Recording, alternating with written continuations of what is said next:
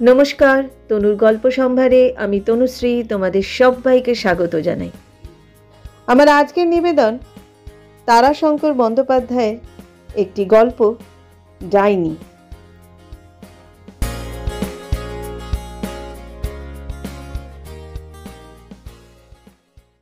সঙ্গে সঙ্গে মানুষের মন যেন কেমন উদাস হইয়া ওঠে। এপার হইতে ওপার পর্যন্ত অতিক্রম করিতে গেলে তৃষ্ণায় ছাতি ফাটিয়া মানুষের মৃত্যু হওয়া মোটেই অসম্ভব নয়, বিশেষ করিয়া গ্রীষ্মকালে। তখন যেন ছাতি ফাটার মাঠ নাম গৌরবে মহামারীর সমকক্ষতা লাভ করিবার জন্য লালায়িত হইয়া ওঠে।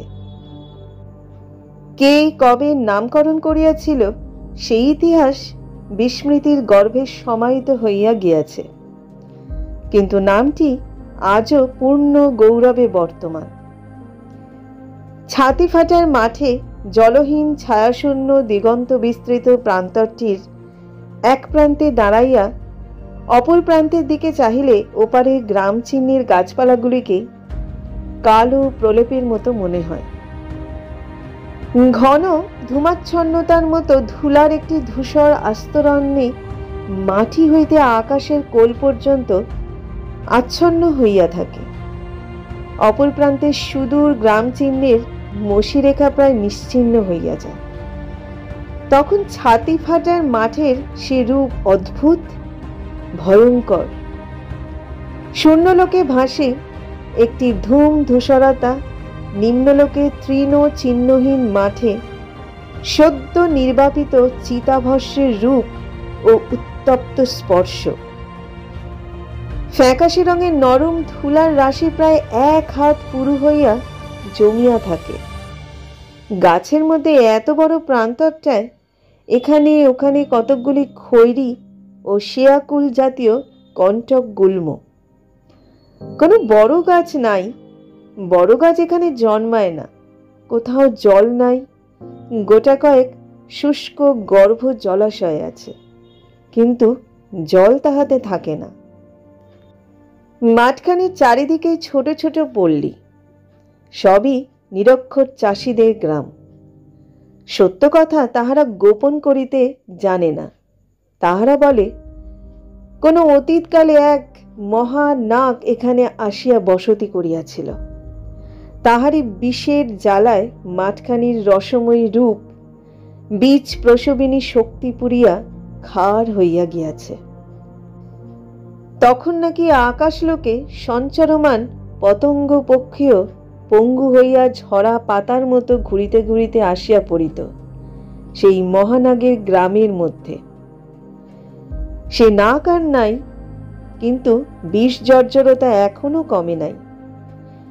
অভিশপ্ত ছাতি পাটার মাঠ, তাহারই ভাগ্যদোষে ওই বিষ জর্জরতার উপরে আর এক ক্রূর দৃষ্টি তাহার উপর প্রসারিত হইয়া আছে। মাঠখানার পূর্ব প্রান্তে দলদলির জলা, অর্থাৎ অত্যন্ত গভীর পঙ্কিল ঝর্ণা জাতীয় জলাটার উপরেই রামনগরের সাহাদের যে আমবাগান আছে, সেই আমবাগানে আজ 40 বৎসর ধরিয়া বাস করিতেছে এক ডাকিনী। ভীষণ শক্তিশালী, নিষ্ঠুর, ক্রূর একটা বৃদ্ধা ডাকিনী। লোকে তাহাকে পরিহার করিয়াই চলে, তবু 40 বৎসর ধরিয়া দূর হইতে তাহাকে দেখিয়া তাহার প্রতিটি অঙ্গের বর্ণনা তাহারা দিতে পারে। তাহার দৃষ্টি নাকি অপলক স্থির, আর সে দৃষ্টি নাকি আজ 40 বৎসর ধরিয়াই নিবদ্ধ হইয়া আছে এই মাঠখানার উপর। দলদলির উপরে আমবাগানের ছায়ার মধ্যে নিঃসঙ্গ একখানি মেটে ঘর। ঘরখানার মুখ ওই ছাতি ফাটার মাঠের দিকে। দুয়ারের সম্মুখেই লম্বা একখানি খড়ে ছাওয়া বারান্দা। সেই বারান্দায় স্তব্ধ হইয়া বসিয়া নিমেষহীন দৃষ্টিতে বৃদ্ধা চাহিয়া থাকে ওই ছাতি ফাটার মাঠের দিকে। তাহার কাজের মধ্যে সে আপন ঘর দুয়ারটি পরিষ্কার করিয়া গোবর মাটি দিয়া নিকাইয়া লয়। তাহার পর বাহির হয় ভিক্ষায়। 2-3টা বাড়িতে গিয়া দাঁড়াইলেই তার কাজ হইয়া যায়। লোকে ভয়ে ভয়ে ভিক্ষা বেশি পরিমাণেই দিয়া থাকে। সেরখানেক চাল হইলেই সে আর ভিক্ষা করে না, বাড়ি ফিরিয়া আসে। ফিরিবার পথে অর্ধেক চাল বিক্রি করিয়া দোকান হইতে একটু নুন, একটু সরিষার তেল আর খানিকটা কেরোসিন তেল কিনিয়া আনে। বাড়ি ফিরিয়া আর একবার বাহির হয় শুকনো গোবর ও 2-4টা শুকনো ডালপালার সন্ধানে।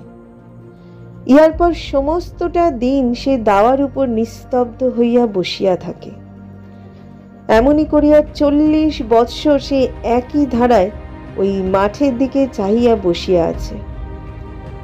বৃদ্ধার বাড়ি এখানে নয়, কোথায় যে বাড়ি সে কথাও কেউ সঠিক জানে না।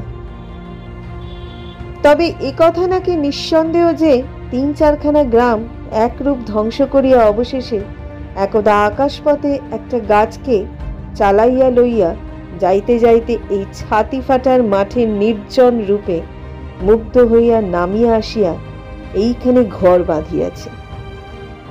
নির্জনতাই উহারা ভালোবাসে, মানুষের সাক্ষাৎ উহারা চায় না।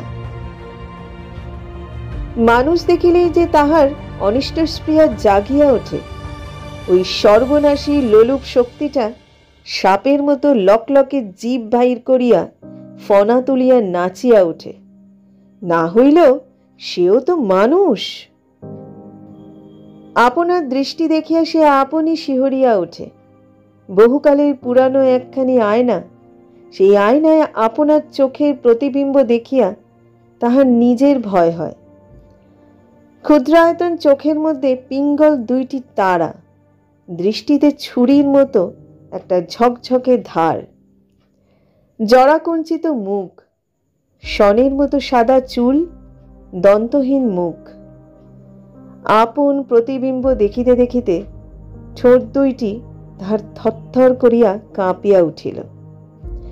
সে আয়নাখানি নামাইয়া রাখিয়া দিল। আয়নাখানার চারিদিকে কাঠের ঘেরটা একেবারে কালো হইয়া গিয়াছে, অথচ নূতন অবস্থায় কি সুন্দর লালচে রং, আর কি পালিশই না ছিল। আর আয়নার কাঁচখানা ছিল রোদ চকচকে পুকুরের জলের মতো। কাঁচখানার ভিতরে একখানা মুখ কি পরিষ্কারই না দেখা যাইত। ছোট কপালখানিকে ঘেরিয়া এক রাশ চুল, ঘন কালো নয়, একটু লালচে আভা ছিল চুলে। কপালের নিচে টিকল নাক। চোখ 2টি ছোটই ছিল, চোখের তারা 2টিও খয়রা রঙেরই ছিল। লোকেও সে চোখ দেখিয়া ভয় করিত, কিন্তু তাহার ভালো লাগিত। ছোট চোখ 2টি আরো একটু ছোট করিয়া তাকাইলে মনে হইত আকাশের কোল পর্যন্ত এই চোখ দিয়া দেখা যায়। অকস্মাৎ সে শিহরিয়া উঠিল। নরুন দিয়া চেরা, ছুরির মতো চোখে, বিড়ালির মতো এই দৃষ্টিতে যাহাকে তাহার ভালো লাগে, তাহার আর রক্ষা থাকে না। কোথা দিয়া যে কি হইয়া যায়, কেমন করিয়া যে কি হইয়া যায়, সে বুঝিতে পারে না, তবে হইয়া যায়। প্রথম দিনের কথা তাহার মনে পড়িয়া যায়। বুড়া শিবতলার সম্মুখে দুর্গা সাহেবের বাঁধা ঘাটের ভাঙা রানার উপর সে দাঁড়াইয়াছিল। জলের তলে তাহার ছবি উল্টা দিকে মাথা করিয়া দাঁড়াইয়া জলের ঢেউয়ে আঁকিয়া বাঁকিয়া লম্বা হইয়া যাইতেছিল। জল স্থির হইলে লম্বা ছবিটি অবিকল তাহার মতো 10-11 বৎসরের মেয়েটি হইয়া তাহারই দিকে চাহিয়া হাসিতেছিল। হঠাৎ বামুনবাড়ির হারু সরকার আসিয়া তাহার চুলের মুঠি ধরিয়া টানিয়া শান বাঁধানো সিঁড়ির উপর তাহাকে আছাড় দিয়া ফেলিয়া দিয়াছিল। তাহার সে রূঢ় কণ্ঠস্বর সে এখনো শুনিতে পায়। হারামজাদি ডাইনি, তুমি আমার ছেলেকে নজর দিয়েছ? তোমার এত বড় বার? খুন করে ফেলবো হারামজাদিকে। হারু সরকারের সে ভয়ঙ্কর মূর্তি যেন স্পষ্ট চোখের উপর ভাসিতেছে।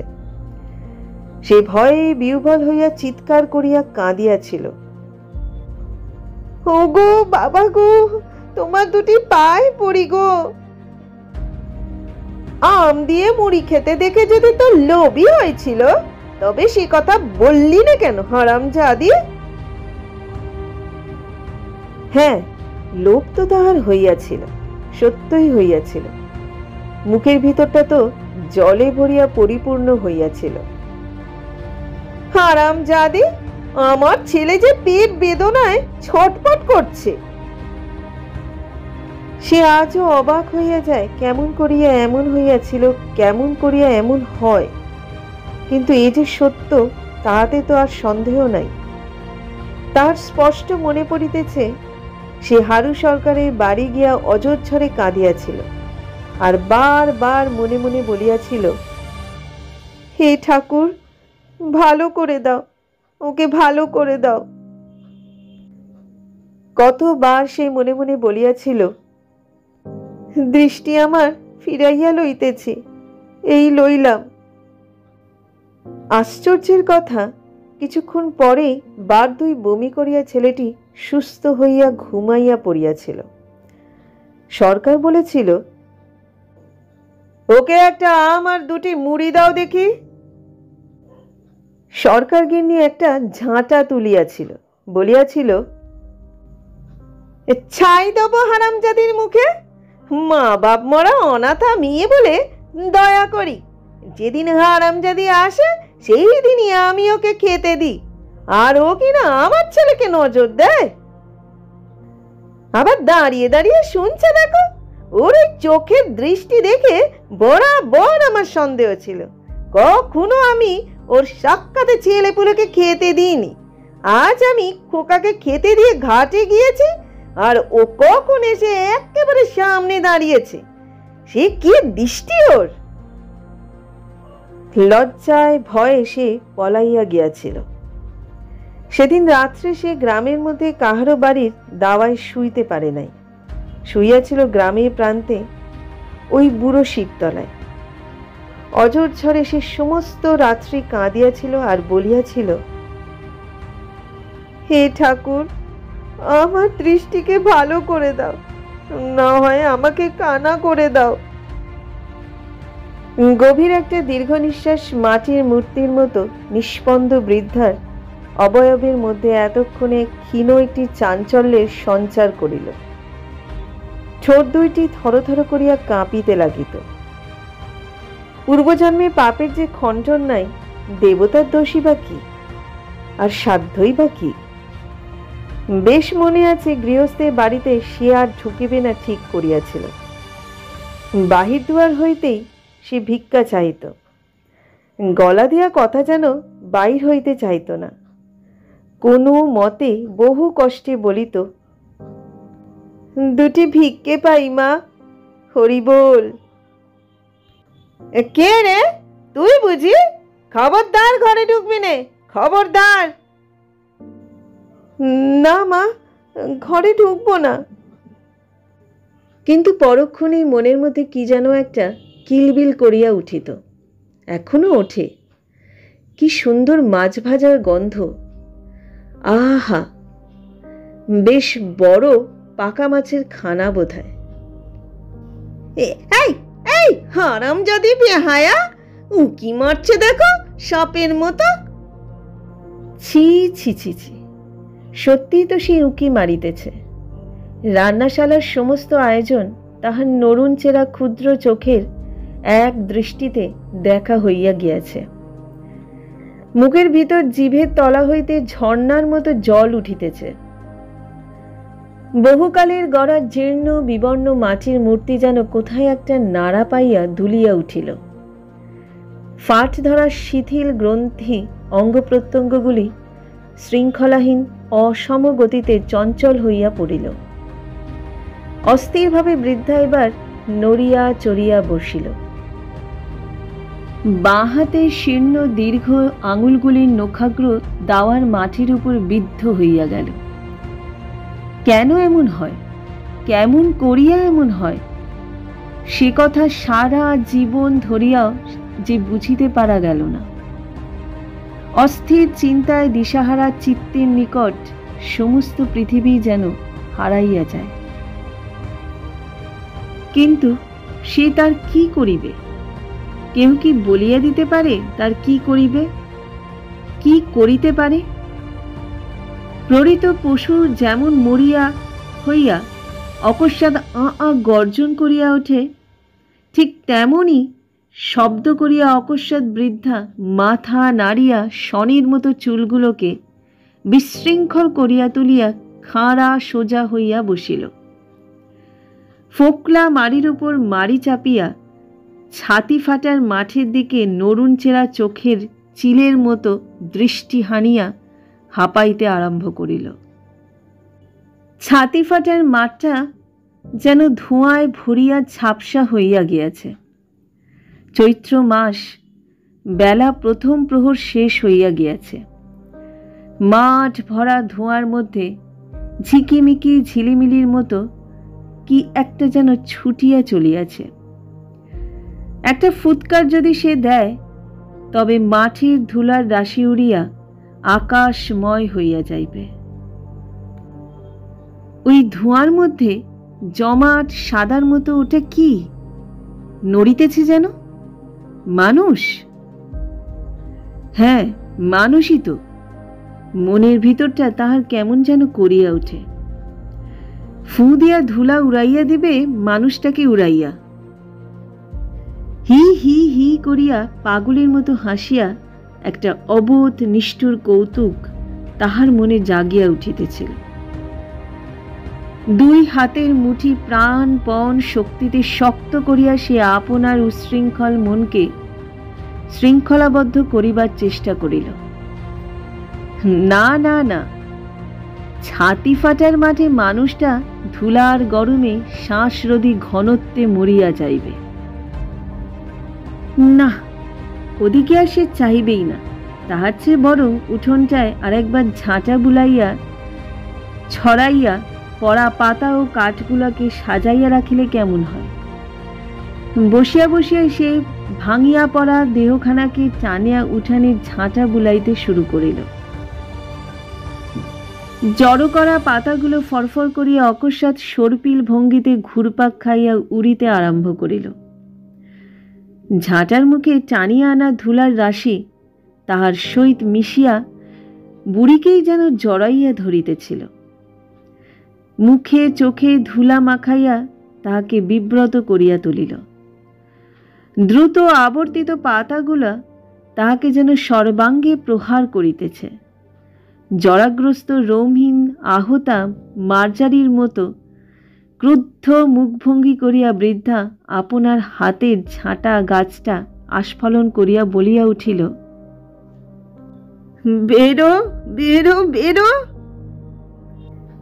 বারবার সে ঝাঁটা দিয়া বাতাসের ওই আবর্তটাকে আঘাত করিতে চেষ্টা করিল। আবর্তটা মাঠের উপর দিয়া ঘুরপাক দিতে দিতে ছুটিয়া গেল। মাঠের ধুলা হু হু করিয়া উঠিয়া ধুলার একটি ঘুরন্ত স্তম্ভ হইয়া উঠিতেছে। শুধু কি একটা? এখানে ওখানে ছোট বড় কত ঘুরন পাক উঠিয়া পড়িয়াছে। মাঠটা যেন নাচিতেছে, একটা যেন হাজারটা হইয়া উঠিতেছে। একটা অদ্ভুত আনন্দে বৃদ্ধার মন শিশুর মতো অধীর হইয়া উঠিল। সহসা সে নুব্জ দেহে উঠিয়া দাঁড়াইয়া ঝাঁটা শুদ্ধ হাতটা প্রসারিত করিয়া সাধ্য মতো গতিতে ঘুরিতে আরম্ভ করিল। কিছুক্ষণের মধ্যেই সে টলিতে টলিতে বসিয়া পড়িল। পৃথিবীর এক মাথা উঁচু হইয়া তাহাকে যেন গড়াইয়া কোনো অতলের দিকে ফেলিয়া দিতে চাইতেছে। উঠিয়া দাঁড়াইবার শক্তিও তাহার ছিল না। ছোট শিশুর মতো হামাগুড়ি দিয়া সে দাওয়ার দিকে অগ্রসর হইল। দারুণ তৃষ্ণায় গলা পর্যন্ত শুকাইয়া গিয়াছে। কে রইছ গো ঘরে? ও গো!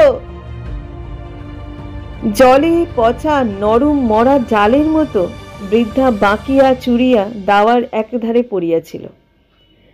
মানুষের কণ্ঠস্বর শুনিয়া কোনো মতে মাথা তুলিয়া সে বলিল,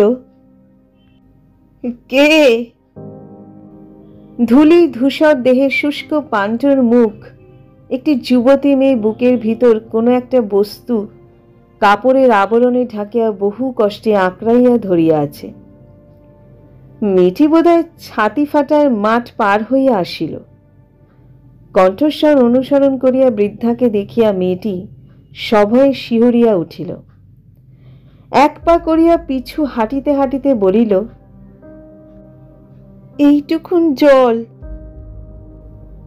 মাটির উপর হাতের ভর দিয়া বৃদ্ধা এবার অতি কষ্টে উঠিয়া বসিল। মেয়েটির শুষ্ক পাণ্ডুর মুখের দিকে চাহিয়া বলিল, আহা বাছা রে, আয় আয়, বস। সভায় সন্তর্পণে দাওয়ায় একপাশে বসিয়া মেয়েটি বলিল, একটুকুন জল দাও গো। মমতায় বৃদ্ধার মন গলিয়া গেল। সে তাড়াতাড়ি ঘরের ভিতর ঢুকিয়া বড় একটা ঘটি পূর্ণ করিয়া জল ঢালিয়া এক টুকরো পাঁচালির সন্ধানে হাড়িতে হাত পুড়িয়া বলিল, আহা মা, এই রোদে ওই রাক্ষসী মাঠে কি বলে বের হলি তুই? বাহিরে বসিয়া মেয়েটি তখনও হাঁপাইতেছিল। কম্পিত শুষ্ক কণ্ঠে সে বলিল, আমার মায়ের বড় অসুখ মা, বেরিয়েছিলাম রাত থাকতে। মাঠের মাথায় এসে আমার পথ ফুল হয়ে গেল। মাঠের ধারে ধারে আমার পথ, কিন্তু এসে পড়লাম একেবারে মধ্যিখানে। জলের ঘটি ও পাঁচালির টুকরাটি নামাইয়া দিয়া বৃদ্ধা শিহরিয়া উঠিল। মেয়েটির পাশে একটি শিশু, গরম জলে সিদ্ধ শাকের মতো শিশুটি ঘর্মাক্ত দেহে নেতাইয়া পড়িয়াছে। বৃদ্ধা ব্যস্ত হইয়া বলিল, দে দে বাছা, ছেলেটার চোখে মুখে জল দে। মেয়েটি ছেলের মুখে চোখে জল দিয়া আঁচল ভিজাইয়া সর্বাঙ্গ মুছাইয়া দিল। বৃদ্ধা দূরে বসিয়া ছেলেটির দিকে তাকাইয়া রহিল। স্বাস্থ্যবতী যুবতী মায়ের প্রথম সন্তান বোধহয়। হৃষ্টপুষ্ট নদর দেহ, কচি লাউডাগার মতো নরম সরস। দন্তহীন মুখে কম্পিত জিহ্বার তলে ফোয়ারাটা যেন খুলিয়া গেল। নরম গরম লালায় মুখটা ভরিয়া উঠিতেছে। এই ছেলেটা কি ভীষণ ঘামিতেছে। দেহের সমস্ত জল কি বাহির হইয়া আসিতেছে। চোখ দুইটা লাল হইয়া উঠিয়াছে। তবে কি, কিন্তু সে তাহার কি করিবে? কেন সে তাহার সামনে আসিল? কেন কেন আসিল? ওই কোমল নধর দেহ শিশু ময়দার মতো ঠাসিয়া চটকাইয়া তাহার শুষ্ক কঙ্কাল বুকে চাপাইয়া নিকড়াইয়া জীর্ণ জড় জড় ত্বকের উপর একটা রোমাঞ্চিত শিহরণ ক্ষণে ক্ষণে বহিয়া যাইতেছে। সর্বাঙ্গ তাহার থরথর করিয়া কাঁপিতেছে। ইঘামে ছেলেটার দেহের সমস্ত রস নিংড়াইয়া বাহির হইয়া আসিতেছে। মুখের লালার মধ্যে স্পষ্ট তাহার রসাস্বাদ। যাহ! নিতান্ত অসহায়ের মতো আত্মস্বরে সে বলিয়া উঠিল, খেয়ে ফেললাম, ছেলেটাকে খেয়ে ফেললাম রে। পালা পালা, তুই ছেলে নিয়ে পালা বলছি। শিশুটির মা ওই যুবতী মেয়েটি দুই হাতে ঘটি তুলিয়া ঠকঠক করিয়া জল খাইতেছিল। তাহার হাত হইতে ঘটিটা খসিয়া পড়িয়া গেল। সে আতঙ্কিত বিবর্ণ মুখে বৃদ্ধার বিস্ফারিত দৃষ্টি ক্ষুদ্র চোখের দিকে চাহিয়া বলিয়া উঠিল, এটা তবে রামনগর? তুমি সেই? এটা তবে রামনগর? তুমি সেই? সে ডুকরিয়া কাঁদিয়া উঠিয়া ছেলেটিকে ছো মারিয়া কুড়াইয়া লইয়া যেন পক্ষিণীর মতো ছুটিয়া পলাইয়া গেল। কিন্তু সে কি করবে?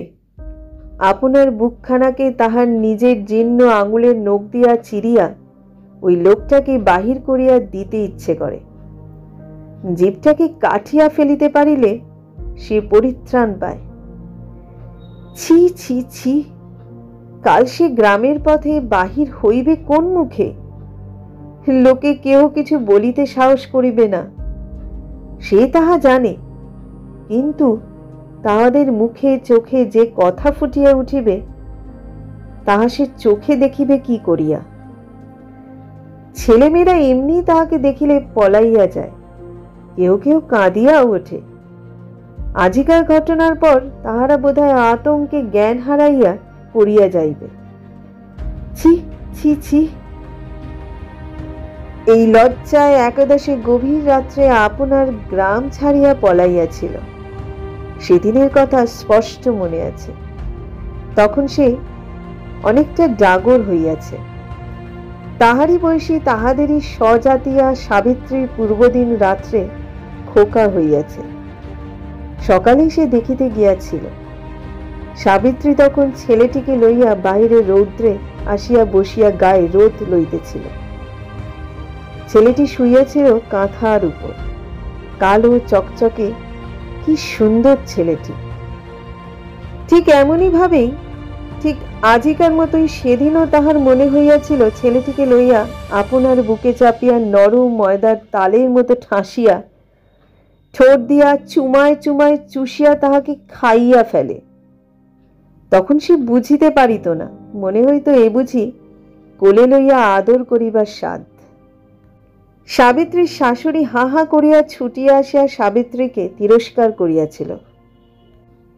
বলি, ওলো আক্কেল খাগি হারামজাদি, খুব যে ভাবি সাবির সঙ্গে মস্করা জুড়েছিস।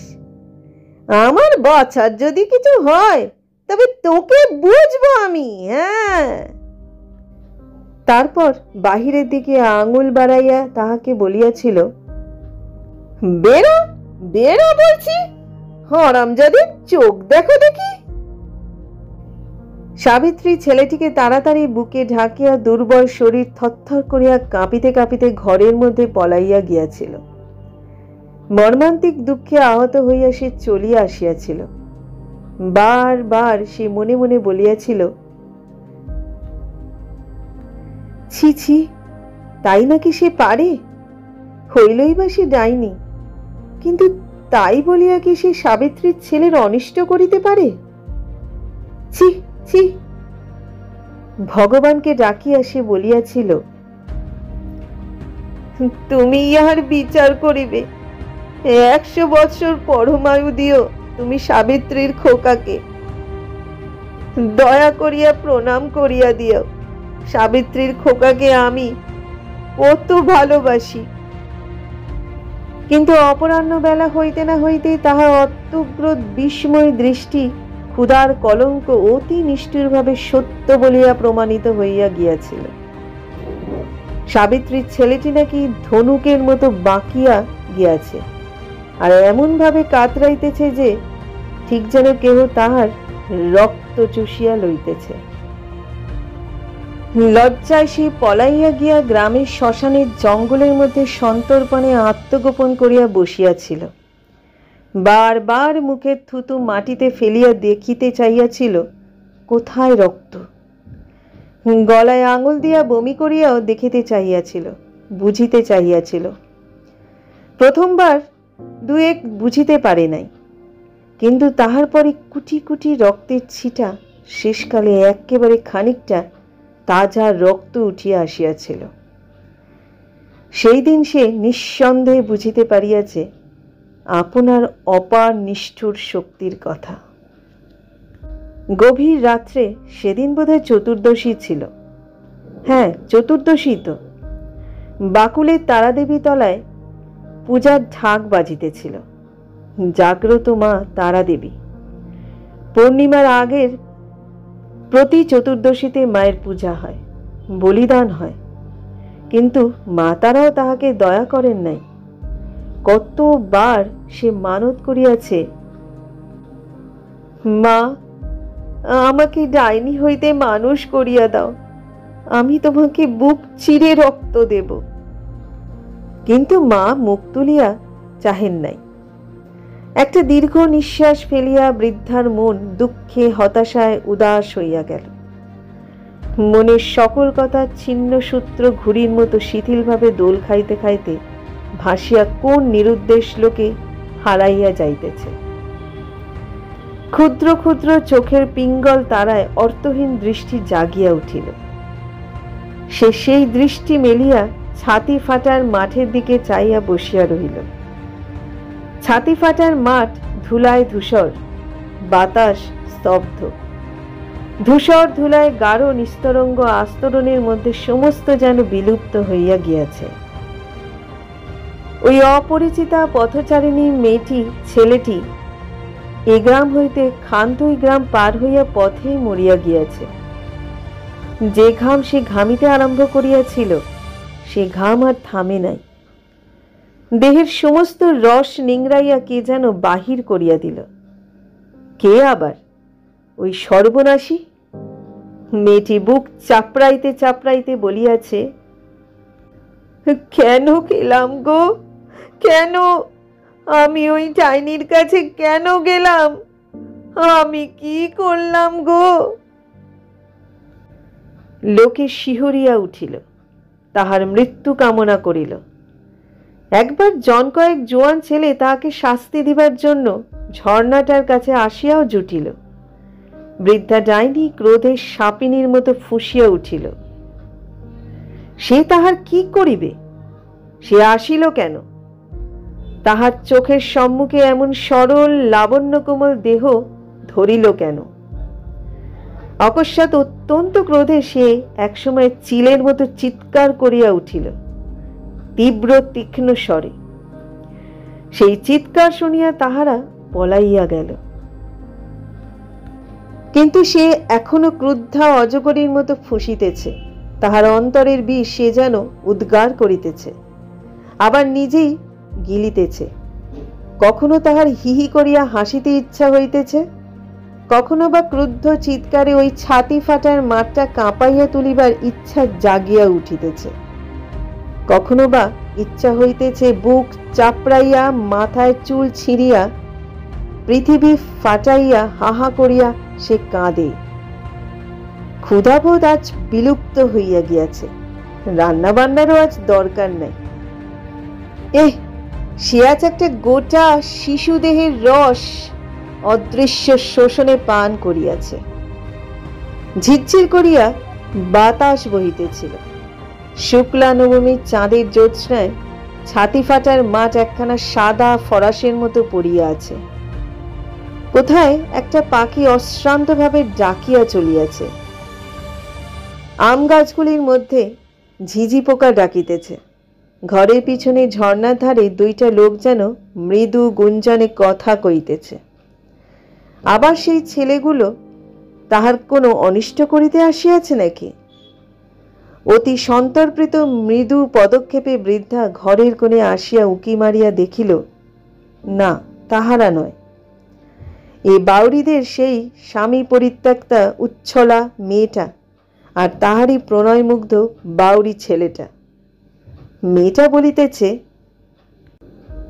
না, কে আবার আসবে এখুনি?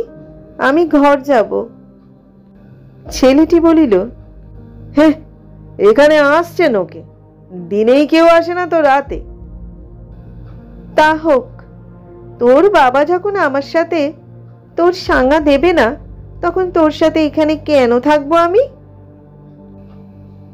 ছি ছি ছি ছি, কি লজ্জা গো! কোথায় যাইবে সে?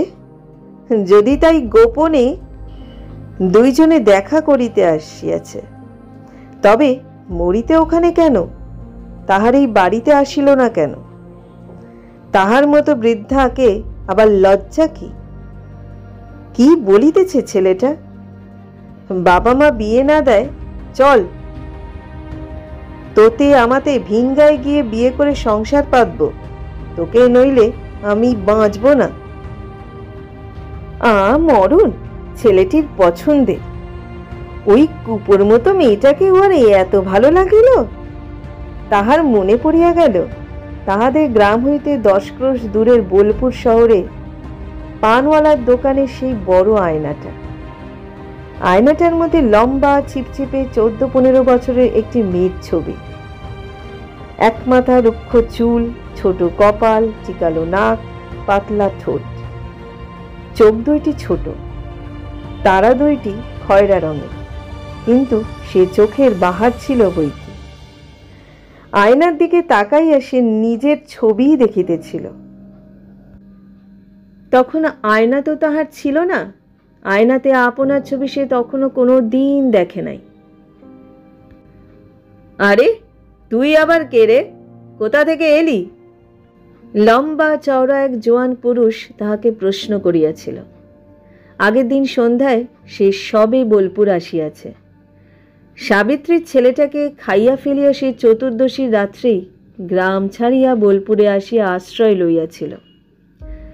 লোকটাকে দেখিয়া তাহার খারাপ লাগে নাই, কিন্তু তাহার কথার ঢংটা বড় খারাপ লাগিয়াছিল। সে নিষ্পলক দৃষ্টিতে তাহার দিকে চাহিয়া বলিয়াছিল, কেনে, জেতা থেকেই আসি না কেনে, তোমার কি? আমার কি? এক কিলে তোকে মাটির ভেতর বসিয়ে দেব, দেখেছিস কিল?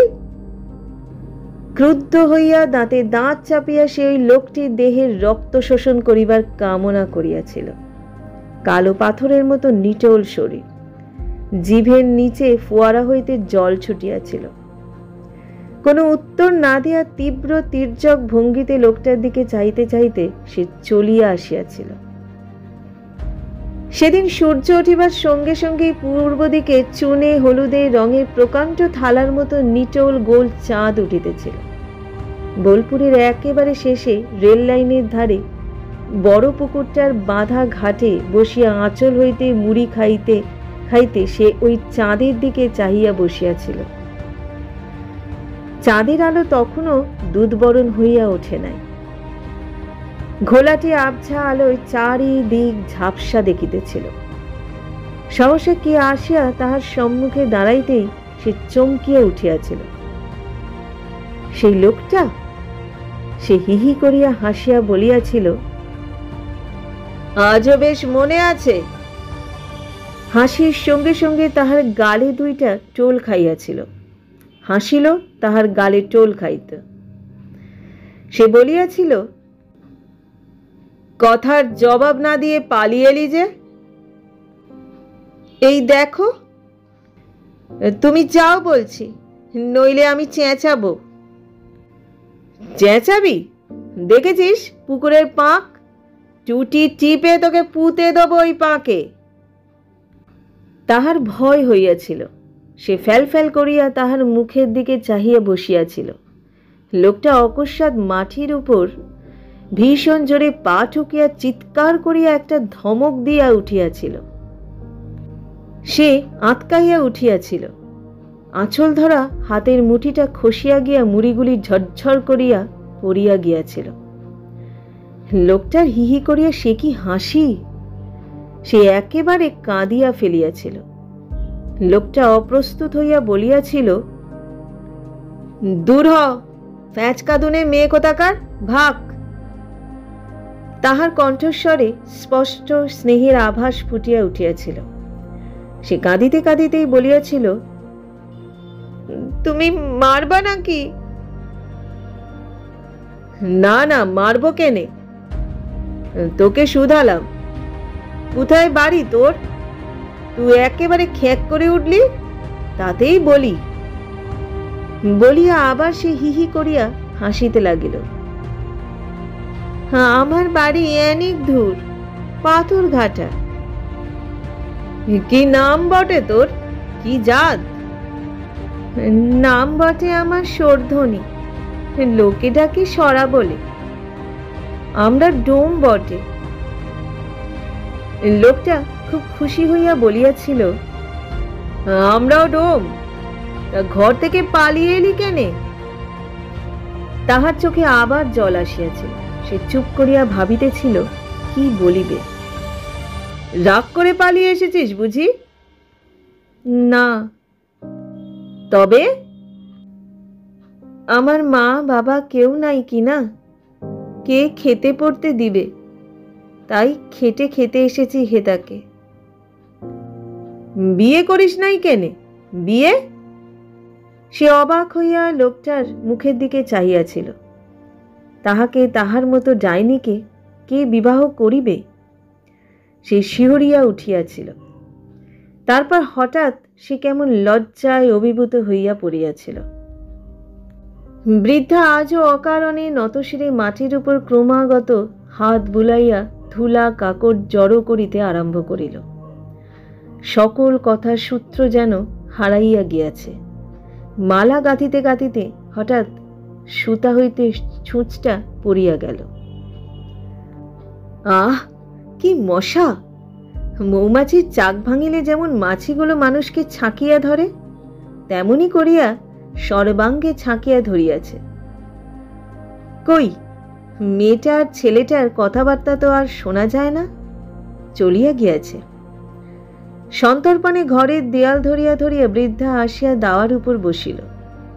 কাল আবার উহারা নিশ্চয়ই আসিবে। তাহার ঘরের পাশাপাশি জায়গার মতো আর নিরিবিলি জায়গা কোথায়? এ চাকলার কেউ আসিতে সাহস করিবে না, তবে উহারা ঠিক আসিবে। ভালোবাসায় কি ভয় আছে? অকস্মাৎ তাহার মনটা কিলবিল করিয়া উঠিল। আচ্ছা, ওই ছোড়াটাকে সে খাইবে? শক্ত সমর্থ জোয়ান শরীর। সঙ্গে সঙ্গে শিহরিয়া উঠিয়া বারবার সে ঘাড় নাড়িয়া অস্বীকার করিয়া উঠিল, না না। কয়েক মুহূর্ত পরে সে আপন মনে দুলিতে আরম্ভ করিল। তাহার পর উঠিয়া উঠানে ক্রমাগত ঘুরিয়া বেড়াইতে শুরু করিয়া দিল। সে বাঁট বহিতেছে।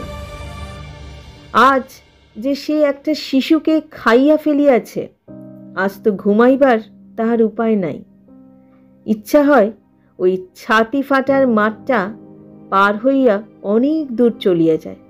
লোকে বলে সে গাছ চালাইতে জানে, জানিলে কিন্তু ভালো হইত।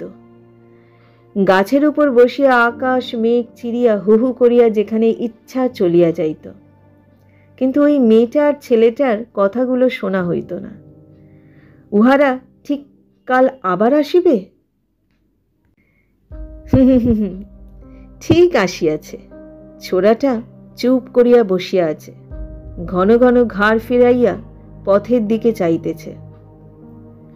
আসিবে রে, সে আসিবে। তাহার নিজের কথাই তো বেশ মনে আছে। সারা দিন ঘুরিয়া ফিরিয়া সন্ধ্যাবেলায় সেই জোয়ানটি ঠিক পুকুরের ঘাটে আসিয়াছিল। তাহার আগেই আসিয়া বসিয়াছিল। পথের দিকে চাইয়া বসিয়া আপন মনে পা দোলাইতেছিল। সে নিজে আসিয়া দাঁড়াইয়া মুখ টিপিয়া হাসিয়াছিল। এসেছিল? আমি সেই কখন থেকে বসে আছি। বৃদ্ধা চমকিয়া উঠিল। ঠিক সেই কথা, সে তাহাকে এই কথাটি বলিয়াছিল। ওহ, ওই ছোড়াটাও ঠিক সেই কথাটি বলিতেছে। মেয়েটি সম্মুখে দাঁড়াইয়া আছে, নিশ্চয়ই সে মুখ টিপিয়া হাসিতেছে। সেদিন সে একটা ঠোঙাতে করিয়া খাবার আনিয়াছিল। তাহার সম্মুখে বাড়াইয়া ধরিয়া বলিয়াছিল, কাল তোর মুড়ি পড়ে গিয়েছিল, লে। সে কিন্তু হাত বাড়াইতে পারে নাই। তাহার বুকে দুর্দান্ত লোভ। সাপের মতো তাহার ডাইনি মনটা বেদের বাঁশি শুনিয়া যেন কেবলই দুলিয়া দুলিয়া নাচিয়াছিল, ছোবল মারিতে ভুলিয়া গিয়াছিল। তারপর সে কি করিয়াছিল? হ্যাঁ, মনে আছে। সে কি আর ইহারা জানে না পারে? ও মা গো, ঠিক তাই। এই ছেলেটাও যে মেয়েটার মুখে নিজে হাতে কি তুলিয়া দিতেছে। বুড়ি দুই হাতে মাটির উপর মৃদু করাঘাত করিয়া নিঃশব্দ হাসি হাসিয়া যেন ভাঙিয়া পড়িল। কিন্তু নিতান্ত আকস্মিকভাবে হাসি তাহার থামিয়া গেল। সহসা একটা দীর্ঘ নিঃশ্বাস ফেলিয়া সে স্তব্ধভাবে গাছে হেলান দিয়া বসিল। তাহার মনে পড়িল, ইহার পরই সে তাহাকে বলিয়াছিল, আমাকে বিয়ে করবি সরা? সে কেমন হইয়া গিয়াছিল, কিছু বলিতে পারে নাই, কিছু ভাবিতেও পারে নাই। শুধু কানের পাশ দুইটা গরম হইয়া উঠিয়াছিল। হাত পা ঘামিয়া টসটস করিয়া জল ঝরিয়াছিল। সে বলিয়াছিল, এই দেখ, আমি কলে কাজ করি, রোজগার করি অনেক, তা যাতে পতিত বলে আমাকে বিয়ে দেয় না কেউ। তুই আমাকে বিয়ে করবি?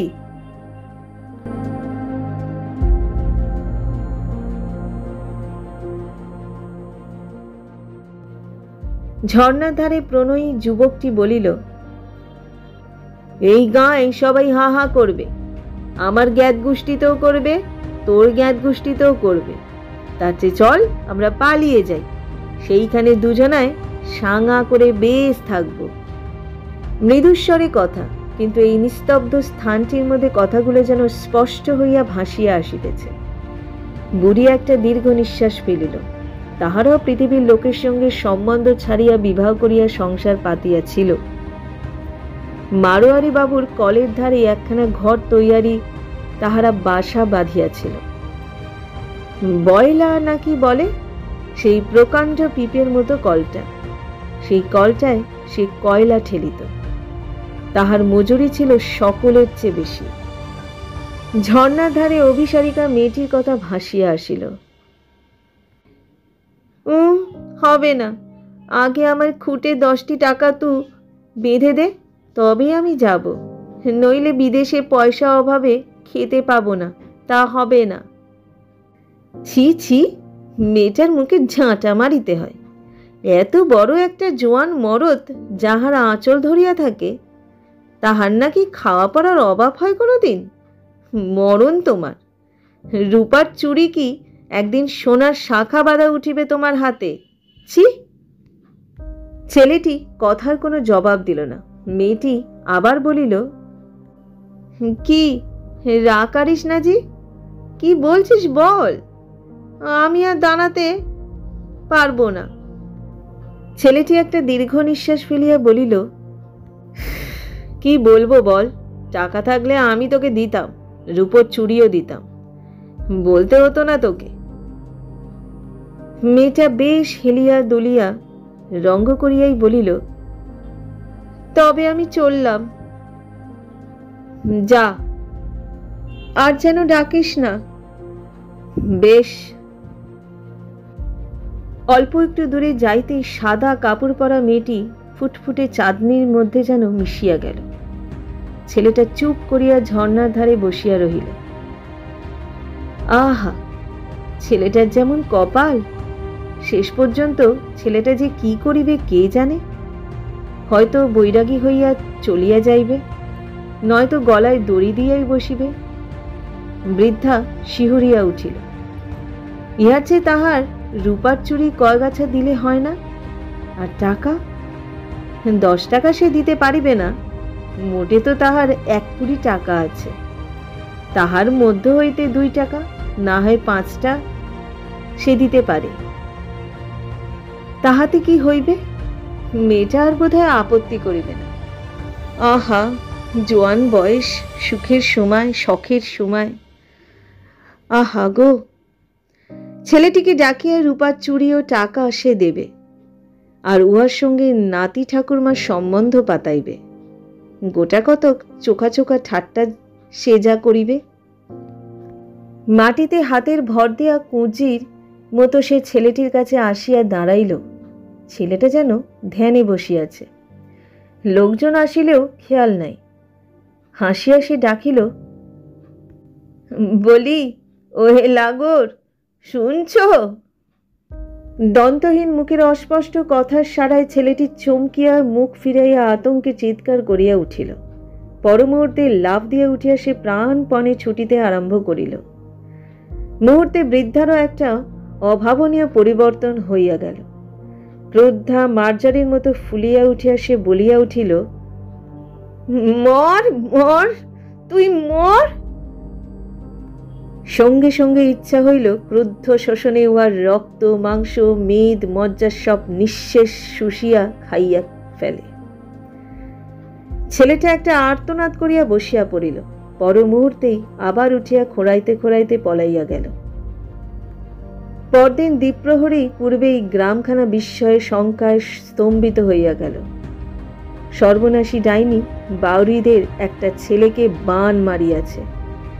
ছেলেটা সন্ধ্যায় গিয়াছিল ওই ঝর্ণার ধারে।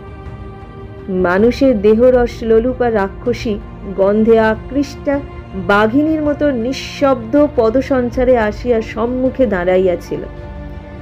জানিতে পারিয়া ভয় ছেলেটি ছুটিয়া পালাইবার চেষ্টা করিয়াছিল, কিন্তু রাক্ষসী তাহাকে বাণ মারিয়া ফেলিয়া দিয়াছে। অতি তীক্ষ্ণ একখানা হাড়ের টুকরা সে মন্ত্রপুত করিয়া নিক্ষেপ করিতেই সেটা আসিয়া তাহার পায়ে গভীর হইয়া বসিয়া গিয়াছে। টানিয়া বাহির করিয়া ফেলিতেই সে কি রক্তপাত, তাহার পরই প্রবল জ্বর, আর কে যেন তাহার মাথা ও পায়ে চাপ দিয়া তাহার দেউখানি ধনুকের মতো বাঁকাইয়া দিয়া দেহের রস নিংড়াইয়া লইতেছে। কিন্তু সে তাহার কি করিবে? কেন সে পলাইতে গেল? পলাইয়া যাইবে, তাহার সম্মুখ হইতে পলাইয়া যাইবে? সেই তাহার মতো শক্তিমান পুরুষ, সে আগুনের সঙ্গে যুদ্ধ করিত। শেষ পর্যন্ত তাহারই অবস্থা হইয়া গিয়াছিল মাংসশূন্য একখানি মাছের কাঁটার মতো। কে এক গুণিন নাকি আসিয়াছে বলিয়া এই ছেলেটাকে ভালো করিয়া দেবে। তিলে তিলে শুকাইয়া ফ্যাকাশে হইয়া সে মরিয়াছিল। রোগ, ঘুষঘুষে জ্বর, কাশি, তবে রক্তবমি করিয়াছিল কেন সে? স্তব্ধ দ্বিপ্রহরে উন্মত্ত অস্থিরতায় অধীর হইয়া বৃদ্ধা আপনার উঠানময় ঘুরিয়া বেড়াইতেছে। সম্মুখে ছাতি পাটার মাঠ আগুনে পুড়িতেছে নিষ্পন্দ শবদেহের মতো। সমস্ত মাঠটার মধ্যে আজ আর কোথাও এতটুকু চঞ্চলতা নাই, বাতাস পর্যন্ত স্থির হইয়া আছে।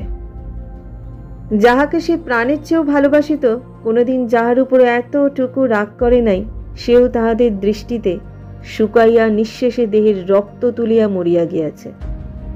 আর তাহার ক্রুদ্ধ দৃষ্টির আক্রোশ নিষ্ঠুর শোষণ হইতে বাঁচাইবে ওই কুনিনটা? হি হি করিয়া অতি নিষ্ঠুরভাবে সে হাসিয়া উঠিল।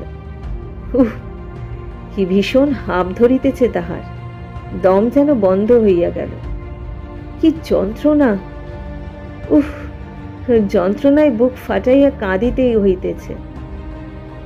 ওই গুণিনটা বোধহয় তাহাকে মন্ত্রপ্রহারে জর্জর করিবার চেষ্টা করিতেছে। কর, তোর যথা সাধ্য তুই কর। এখান হইতে কিন্তু পলাইতে হইবে। তাহার মৃত্যুর পর বোলপুরের লোকে যখন তাহার গোপন কথাটা জানিতে পারিয়াছিল, তখন কি দুর্দশাই না তাহার করিয়াছিল। সে নিজেই কথাটা বলিয়া ফেলিয়াছিল। কলের সেই হাড়িদের শঙ্করের সহিত তাহার ভাব হচ্ছিল। তাহার কাছে সে একদিন মনির আক্ষেপে কথাটা প্রকাশ করিয়া ফেলিয়াছিল। তাহার পর সে গ্রামের বাহিরে একধারে লোকের সহিত সম্বন্ধ না রাখিয়া বাস করিতেছে। কত জায়গায় যে সে ফিরিল, আবার যে কোথায় যাইবে। ও কি অকস্মাৎ উত্তপ্ত দ্বিপ্রহরের তন্দ্রাতুর নিস্তব্ধতা ভঙ্গ করিয়া একটা উচ্চ কান্নার রোল চারিদিকে ছড়াইয়া পড়িল। বৃদ্ধা স্তব্ধ হইয়া শুনিয়া পাগলের মতো ঘরে ঢুকিয়া খিল আঁটিয়া দরজা বন্ধ করিয়া দিল। সন্ধ্যার মুখে সে একটি ছোট পুটুলি লইয়া ওই ছাতি ফাটার মাঠের মধ্যে নামিয়া পড়িল। পলাইবে, সে পলাইবে। এটা অস্বাভাবিক গাঢ় অন্ধকার ঘনাইয়া আসিতেছে। সমস্ত নিথর স্তব্ধ। তাহারই মধ্যে পায়ে পায়ে ধুলা উড়াইয়া বৃদ্ধা ডাইনি পলাইয়া যাইতেছিল। কতকটা দূরে আসিয়া সে বসিল। চলিবার শক্তি যেন খুঁজিয়া পাইতেছে না। অকস্মাৎ আজ বহুকাল পরে তাহার নিজেরই শোষণে মৃত স্বামীর জন্য বুক ফাটাইয়া সে কাঁদিয়া উঠিল। ও গো, তুমি ফিরে এসো গো। তাহার নরুন দিয়া চেরা ছুরির মতো চোখের সম্মুখে আকাশের বায়ুকোণটা তাহার চোখের তারার মতোই খয়ের রঙের হইয়া উঠিয়াছে। কিছুক্ষণের মধ্যে সমস্ত পায়ের ধুলার আস্তরণের মধ্যে বিলুপ্ত করিয়া দিয়া কাল বৈশাখী ঝড় নামিয়া আসিল। সেই ঝড়ের মধ্যে বৃদ্ধা কোথায় বিলুপ্ত হইয়া গেল। দুর্দান্ত ঘূর্ণিঝড়, সঙ্গে মাত্র 2-4 ফোঁটা বৃষ্টি। পরদিন সকালে ছাতি ফাটার মাঠের প্রান্তে সেই বহুকালের কণ্টকাকীর্ণ খৈরী গুল্মের একটা ভাঙা ডালের সুচালো ডগার দিকে তাকাইয়া লোকের বিস্ময়ের আর অবধি রইল না। শাখাটা তীক্ষ্ণাগ্র প্রান্তে বিদ্ধ হইয়া ঝুলিতেছে বৃদ্ধ ডাকিনী। আকাশপথে যাইতে যাইতে ওই গুণিনের মন্ত্রপ্রহারে পঙ্গু পক্ষ পাখির মতো পড়িয়া ওই গাছের ডালের বিদ্ধ হইয়া মরিয়াছে। ডালটার নিচে ছাতি ফাটার মাঠের খানিকটা ধুলা কালো কাদার মতো ঢেলা বাঁধিয়া গিয়াছে। ডাকিনীর কালো রক্ত ঝরিয়া পড়িয়াছে। অতীতকালের মহানাগের বিষের সহিত ডাকিনীর রক্ত মিশিয়া ছাতি ফাটার মাঠ আজও আরো ভয়ঙ্কর হইয়া উঠিয়াছিল। চারিদিকে দিকচক্ররেখার চিহ্ন নাই। মাটি হইতে আকাশ পর্যন্ত একটা ধূমাচ্ছন্ন ধূসরতা।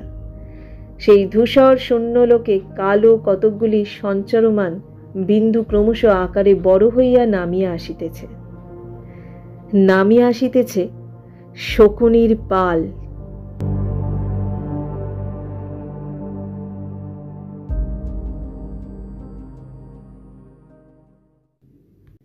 এতক্ষণ তোমরা শুনলে লেখক তারাশঙ্কর বন্দ্যোপাধ্যায়ের একটি ছোট গল্প ডাইনি।